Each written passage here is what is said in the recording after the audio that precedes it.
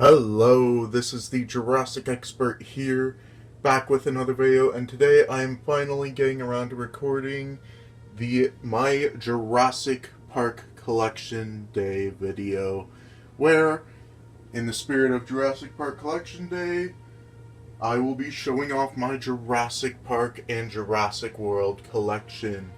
So, let me actually take a moment to explain what I'm trying to do with Jurassic Park Collection Day. So, let's travel back to about a year ago. I made a Jurassic news video, and I went on to jbtoys.com, where I found out the sad news that a Jurassic Park toy collector YouTuber named Astrid, aka Jurassic Park Collection, passed away at a really young age, and she was in my eyes, she was a very good representative for the Jurassic toy collecting community, and I wanted to honor her in some way within the community itself. So I came up with the plan that on July 5th, I would record my Jurassic Park collection. And for those of you that are watching this video as it's come out, it's obviously not July 5th. In fact, it's not even July anymore, so... And for those of you that have been on my channel, you know why. I've had to deal with a bunch of technical difficulties involving my computer and all that, and I've been having to kind of go through this learning curve again with getting all the apps on this other computer that I have and starting that up. So, like, even to make a thumbnail, it takes a lot longer now than it would on my normal computer. So yeah, my computer still isn't fixed, but yeah, I'm not going to go into great detail into this video about why it took me so long, but I just want to, as the saying goes, better late than never. Hopefully next year, hopefully I'll actually get it up by July 5th, but let's get started. Okay, and this is my first shelf. This is part of my big Jurassic World Mattel shelf.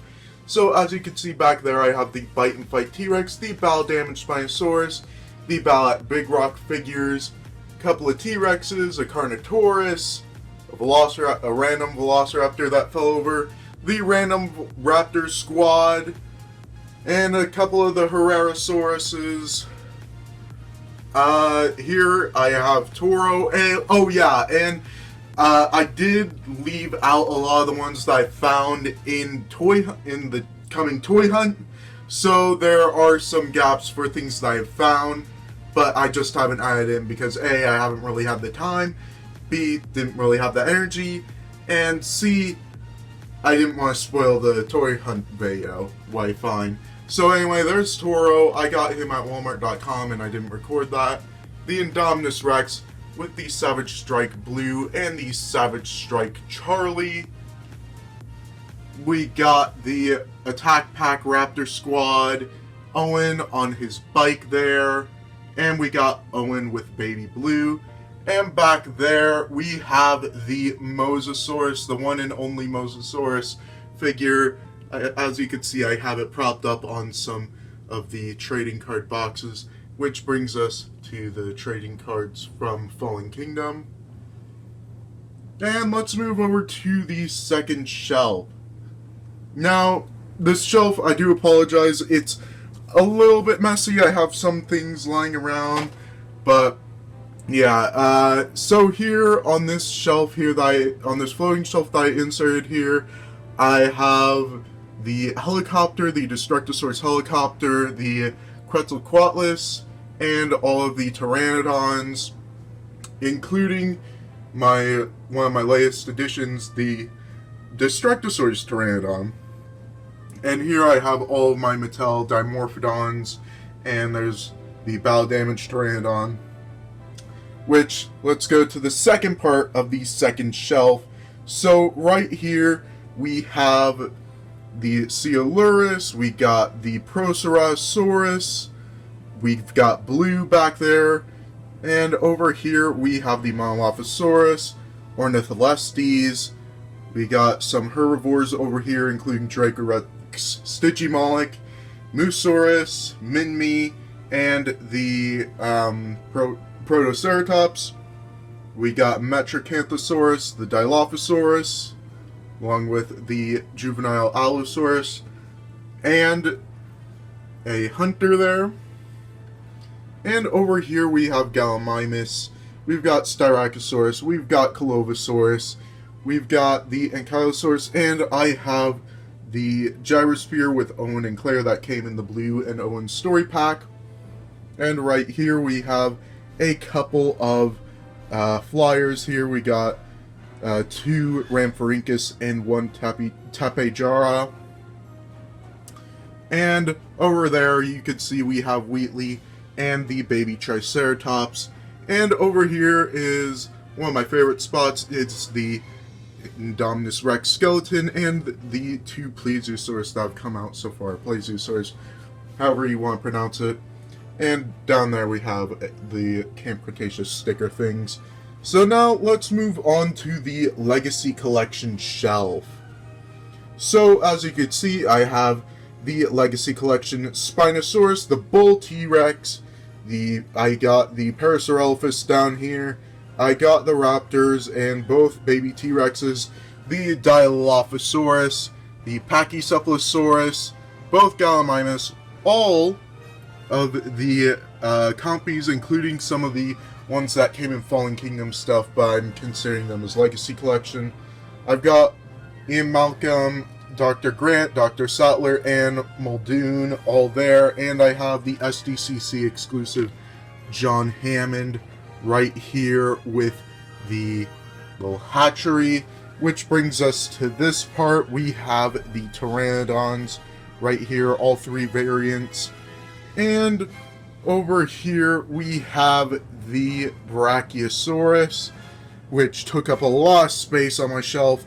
And down here we have the Ceratosaurus along with 2 Velociraptors. And I know you guys are going to say the Parasaurolophus and the Ceratosaurus weren't in the Legacy Collection. Well, I'm considering them as Legacy Collection dinosaurs anyway. And I got both Triceratops that are kind of mimicking the 1993 toys there as well. So yeah, that is the Legacy Collection shelf. And here we have just the random stuff. So I have my Extreme Chomping T-Rex here, the Control and Conquer Carnotaurus, the Grab and Growl Indoraptor, the Concavenator, I've got the Tarbosaurus, the Amargasaurus, and the Stegosaurus here, along with the Sarcosuchus, both Suchomimus, all of the Baryonyx, and the Submarine, which has the Armored Owen, and the variant of the Hunter that comes with the T-Rex ambush for the Destructosaurus line. And back there, and there I have Claire in the rain jacket, Zia with a bunch of the baby dinosaurs along with Owen and the ATV. And yeah, so back there I have the testing tube thing, I've got the Textron Tiger, and I've got the Jeep with the net launcher. So yeah, okay, and we are on the final floor, or on the final shelf I mean, which happens to be on the floor. So yeah, it's actually quite dark here. So yeah, as you can see, I have the superposable Indoraptor, all of the STEM skeleton figures, and I have a couple of dinosaurs down here as well that were seen as the taxidermies, so like the Concavenator, the Dimetrodon, which I don't think actually made it into the final shot, but I know I saw concept art with it in it. And I have the Dilophosaurus and Velociraptor there, the Mononychus there, and the Dracorex. I have Lockwood, Bal, Owen, and Maisie there with the little T-Rex. The T-Rex that she comes with. I have Sticky down here, and I have the Bal Damage, Blue, or the Lockwood Estate Showdown. I forgot what it was called. Where I have Blue on top of the Indoraptor, which is impaled by the Triceratops skull. And I have the other Bal Damage Blue that I got initially back when it first came out. And yeah, that is pretty much it for the Mattel shelf. Let me go into a couple more of my other collections. Remember how I said that that was it for Mattel? Well, I lied, apparently. So here, I have some puzzles, and I have some packages that I like, that I liked back when they came out. I have the RC Gyrosphere, all of the Rip and Run figures, a couple of the die-cast cars. I don't really collect those. I just thought that they were cool at the time. And yeah, and I got, under there, all that, I have the RC Jeep as well. Here is my box of all of the vintage of, well, not the vintage, but pretty much of all of the first 3 Jurassic Park movies, all the toys that I was able to get a hold of. As you guys, as for those of you that have been in my channel for a while, I was actually born within the 14-year time gap between Jurassic Park 3 and Jurassic World, so up until Jurassic World, I didn't really get a chance to get, like, a whole line of Jurassic stuff, but I still got a lot of the original stuff. Like, here is the young T-Rex. Right there, it's missing its bowel damage wound. I don't think I ever actually had that. I have this electronic raptor. Just a lot of random stuff, like, I have this T-Rex here, I have the Red Rex with a missing arm, the Stomp and Strike Jurassic World Rex, and this random raptor that I got at Universal Studios. I have one of the Hunter vehicles, I have the Lost World Pachycephalosaurus, the cage with the Brachiosaurus. I have no idea where on earth the Brachiosaurus went. Some of the Jurassic Park minis there. Oh, the electronic Dilophosaurus without the frill. A couple of the 25th anniversary stuff. That doesn't work, obviously. So, yeah, I have a couple of vintage things. I have a couple of... majority of this stuff is, like, from 2000. A lot of this stuff, I'd say, was made, like, during the 14-year time gap. Majority of it, I'd say. Like, I have a lot of the 25th anniversary things here. But, yeah, I still have a fair bit. I have this raptor that's missing an arm. And you guys are probably wondering, wait, so here's the backstory. I didn't actually play too hard with my toys. A lot of these I got, like, pre-owned. Like, my mom got a big lot of Jurassic Park stuff. So, things like the Red Rex with its missing arm. And because I got them like that, they came broken and with missing pieces, so the Raptor and the Red Rex were no exception to that, unfortunately. But yeah, if any of you guys know where I could get like the replacement T-Rex arms for the Red Rex, like if there's somebody out there that sells them on eBay or something like that, or on Etsy or whatever, please leave that down in the comments below, because I would love to have the Red Rex with both of its arms. This, I actually got for my 16th birthday, because my mom knew that I was looking for vintage Jurassic Park stuff. She actually got me this vintage Pteranodon from 1993. It's really cool. And yeah, I also have a couple of the Chaos Effect stuff, which I remember loving the concept of that when I was little, when I saw these. And so yeah, I just have them in these bins. Some of you guys are probably saying in the comments, well, why don't you display the vintage stuff instead of the Mattel stuff? Personally, I think the Mattel stuff looks really cool on the shelves, and they're all in scale, so it looks really nice. And also, they don't do too well in boxes, I found out. So, yeah. But the vintage stuff has held up pretty nicely, just sitting in the boxes, and I crack them out whenever I want to see them.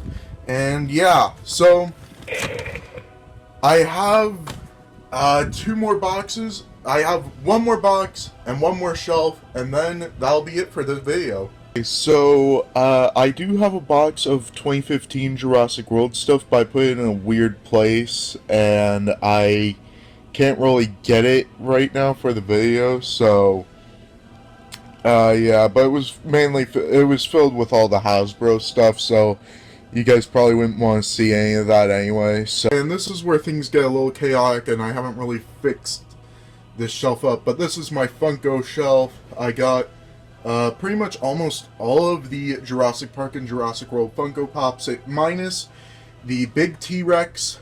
That was a Target exclusive, the Target exclusive Owen with Baby Blue, and the Target exclusive Dimorphodon.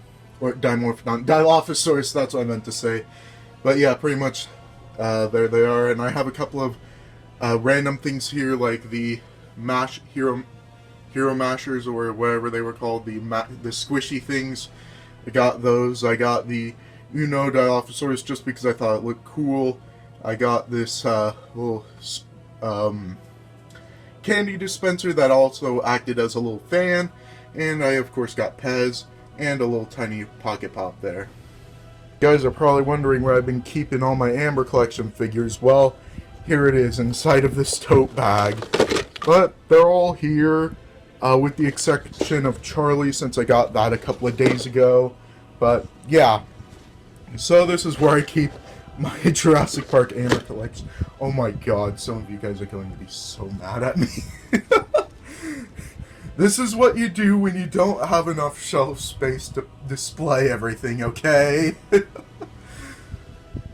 Here is my Lego Jurassic World collection. As you can see, I have all of the 2015 sets, all of the 2018 sets, and all of the 2019 sets. And we have the final shelf, arguably my most favorite shelf, and it is what I'm nicknaming either the Northern Shelf or the cool shelf, because I have a lot of dinosaurs that lived in cooler environments. The only reason why I'm hesitating on calling it the Northern environments is because Cryolophosaurus didn't technically live in the Northern Hemisphere, it lived in the Southern Hemisphere. But yeah, I have a lot of the North American dinosaurs here. So, yeah, everything ranging from a T-Rex there, to Triceratops, Pachycephalosaurus, Pachyrhinosaurus, a Birdosaurus, Edmontosaurus, of course, Sauropelta, Ankylosaurus, and Stegosaurus back there.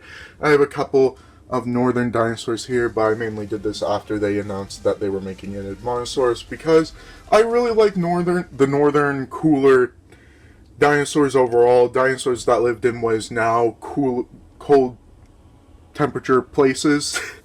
I really find those dinosaurs interesting, and yeah, so I made this shelf, and yeah. Some of you are probably thinking, well, why did you make this video?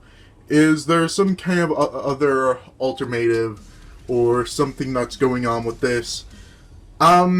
Well, I mean, with the intro, I thought I made it quite clear, but I'm doing this to honor a Jurassic Park collector YouTuber that passed away about a year ago on July 5th, and I just wanted to figure out a way that would be a cool way to honor her from the Jurassic community, and I think making, like, a Jurassic Park Collection Day video would be a cool way to kind of honor her, because her channel was called the Jurassic Park Collection, so I just thought that would be a cool way to honor her. I just wanted to do this as a nice way to honor the memory of Astrid Vega, and the family didn't ask me to do this, nobody asked me to do this.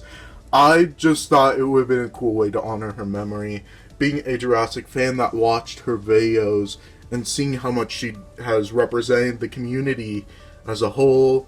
And yeah, so on July 5th next year, or even sometime this year, if you wanted to make a Jurassic Park Collection video, a Jurassic Park Collection Day video, that is what I'm dubbing July 5th as. as the Jurassic Park Collection Day in memory of Astrid Vega.